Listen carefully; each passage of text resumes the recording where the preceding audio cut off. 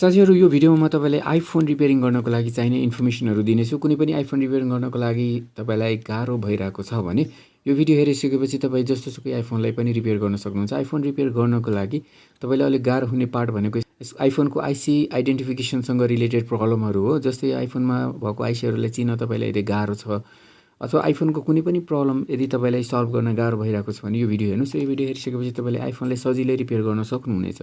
यो भिडियोमा हामीले कभर गर्ने पार्ट भनेको आइफोनको आइसी प्रब्लम हो। आइफोनको आइसी रिपेयरसँग रिलेटेड हुन्छ। आइफोनको आइसी रिभल हामी कुन कन्डिसनमा गर्नुपर्छ, आइफोन आइसी चेन्ज चाहिँ कतिखेर गर्नुपर्छ, आइफोनको कुन आइसीले के काम गर्छ र त्यसमा प्रब्लम भयो भने कस्तो खालको प्रब्लमहरु हामी मोबाइलमा फेस गर्छौं।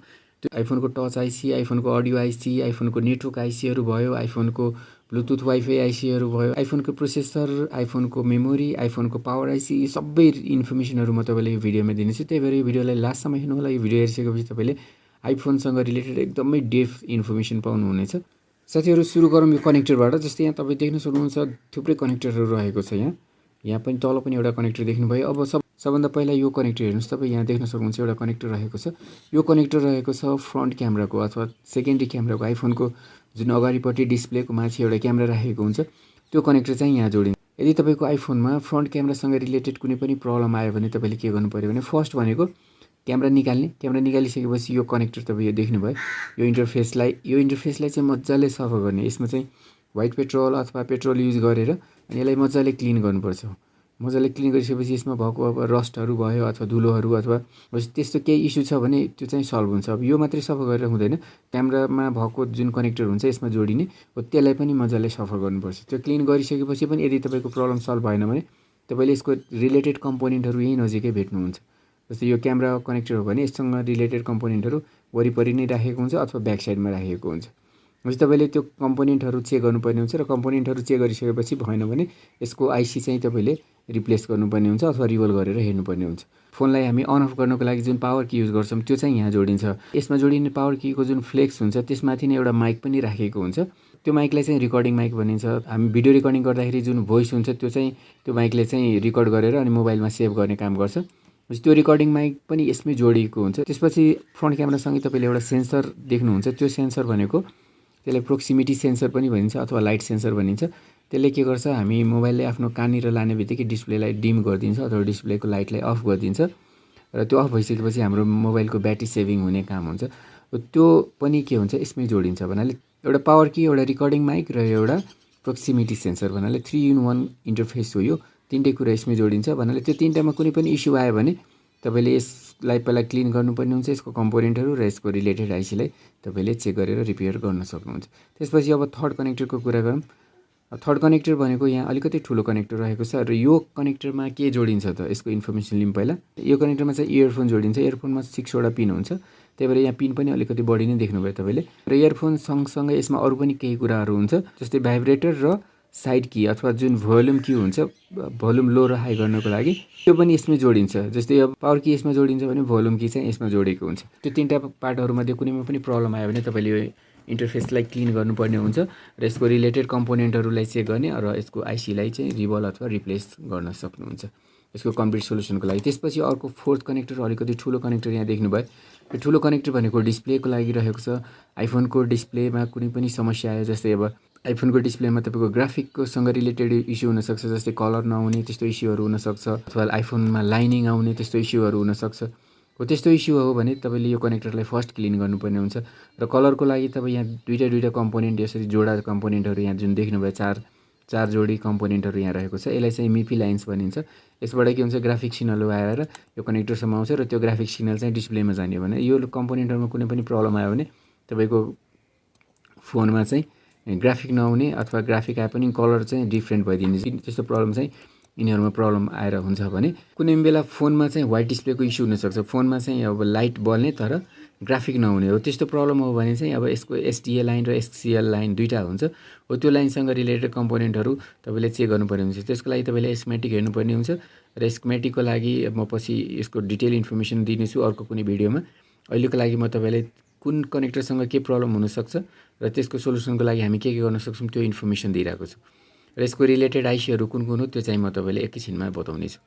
साथै यो डिस्प्ले कनेक्टर पछि तपाईँ यहाँ देख्न सक्नुहुन्छ यो रहेको छ टच कनेक्टर अथवा टच इन्टरफेस यसलाई हामी भन्न सक्छौँ। भन्नाले आइफोनको टच चाहिँ यहाँ जोडिन्छ भने आइफोनको टचसँग रिलेटेड कुनै पनि इस्यु आयो भने तपाईँले के गर्नु पऱ्यो, यो कनेक्टरलाई मजाले क्लिन गर्नु पऱ्यो र यसको कम्पोनेन्टहरू र यसको रिलेटेड आइसीहरूलाई चेक गर्नु पऱ्यो। जस्तै आइफोनको जस्तै यो टच साथीहरू अब यसपछि अर्को पनि एउटा ठुलो इन्टरफेस तपाईँले यहाँ देख्न सक्नुहुन्छ। यो इन्टरफेस रहेको छ मेन क्यामेरा अथवा ब्याक क्यामेराको। जस्तै आइफोनको जुन ब्याक क्यामेरा अथवा मेन क्यामेरा हुन्छ त्यो चाहिँ यहाँ जोडिन्छ। अब यहाँ पनि तपाईँले यहाँ देख्नुभयो प्याक कम्पोनेन्टहरू राखेको रहेछ। प्याक कम्पोनेन्टहरू 4-4वटा गरेर 8वटा, यहाँ पनि 8वटा थियो, यहाँ पनि 8वटा लाइन भएको कम्पोनेन्ट। जस्तै यहाँ दुईवटा गरेर 4वटा थियो भने ग्राफिक लाइनमा यहाँ चाहिँ 4-4वटा गरेर 2वटा छ भन्नाले टोटल 8वटा लाइन चाहिँ ग्राफिकको लागि युज गरिएको छ यो फोनमा। डिस्प्लेको लागि पनि त्यस्तै छ र क्यामेराको लागि पनि त्यस्तै 8 लाइनको मिपी लाइन्सहरू रहेको छ। भन्नाले मिपी लाइन्स भनेको जहाँ ग्राफिक जान्छ त्यो लाइनलाई चाहिँ मिपी लाइन भनिन्छ।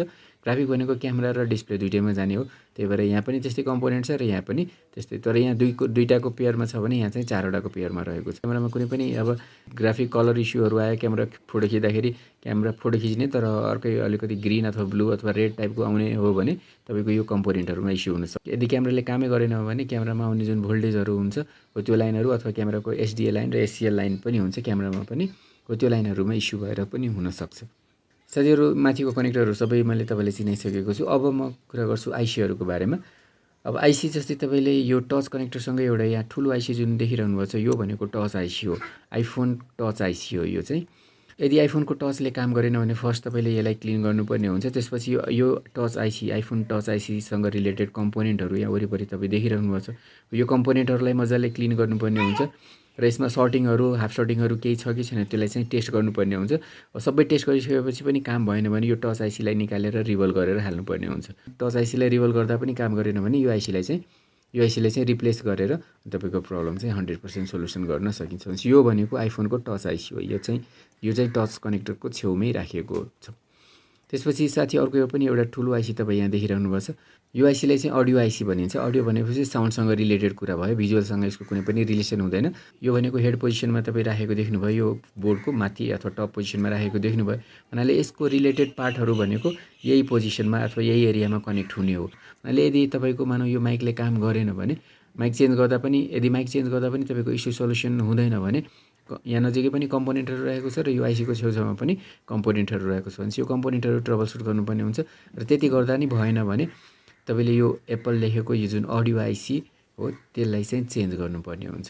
अडियो भनेको माइकबाट मात्रै नआउने भएर जुन हाम्रो इयर स्पिकर हुन्छ हो त्यसबाट पनि अडियो आइसी आउने हो। अडियोसँग रिलेटेड जति पनि काम हुन्छ यो आइसीले गर्छ।